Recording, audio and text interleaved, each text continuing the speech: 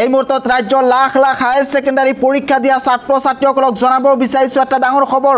কাইলৈ দিয়া হ'ব নেকি হায়াৰ ছেকেণ্ডাৰী চূড়ান্ত পৰীক্ষাৰ ফলাফল কিছু মুহূৰ্তৰ পূৰ্বে অসমত জনপ্ৰিয় প্ৰাগ নিউজত এই বিষয়ে এটা নিউজ প্ৰকাশ পাইছে মাত্ৰ কেইটামান মিনিটৰ আগত এই নিউজ প্ৰকাশ পাইছে ইয়া মই লাইভ প্ৰুফ দেখুৱাব বিচাৰিছোঁ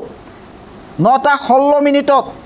প্ৰাগ নিউজত নিউজ প্ৰকাশ পাইছে যে শুক্ৰবাৰে ঘোষণা হ'ব পাৰে হায়াৰ ছেকেণ্ডাৰী চূড়ান্ত পৰীক্ষাৰ ফলাফল কাইলৈ অৰ্থাৎ শুক্ৰবাৰে সঁচাকৈ হায়াৰ ছেকেণ্ডাৰী চূড়ান্ত পৰীক্ষাৰ ফলাফল দিবনে এই বিষয়ে এইটো ভিডিঅ' জৰিয়তে প্ৰমাণ সহকাৰে আলোচনা কৰিব বিচাৰিছোঁ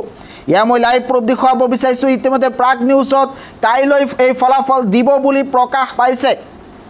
ইয়াতে কোৱা হৈছে কাইলৈ হায়াৰ ছেকেণ্ডাৰী পৰীক্ষাৰ ফলাফল দিব পাৰে ইয়া মই লাইভ প্ৰুফ দেখুৱাই আছোঁ বহুতে ক'ব পাৰে যে এইটো আপুনি এডিট কৰিছে এইটো মই এডিট কৰা নাই মাত্ৰ কিছু সময়ৰ আগত প্ৰাগ নিউজত এনেদৰে এই নিউজ প্ৰকাশ পাইছে ইয়াতে কোৱা হৈছে শুক্ৰবাৰে ঘোষণা হ'ব পাৰে এইচএছৰ ফলাফল কিন্তু ইয়াতে স্পষ্টকৈ কোৱা নাই যে কাইলৈ এই ফলাফল দিয়া হ'ব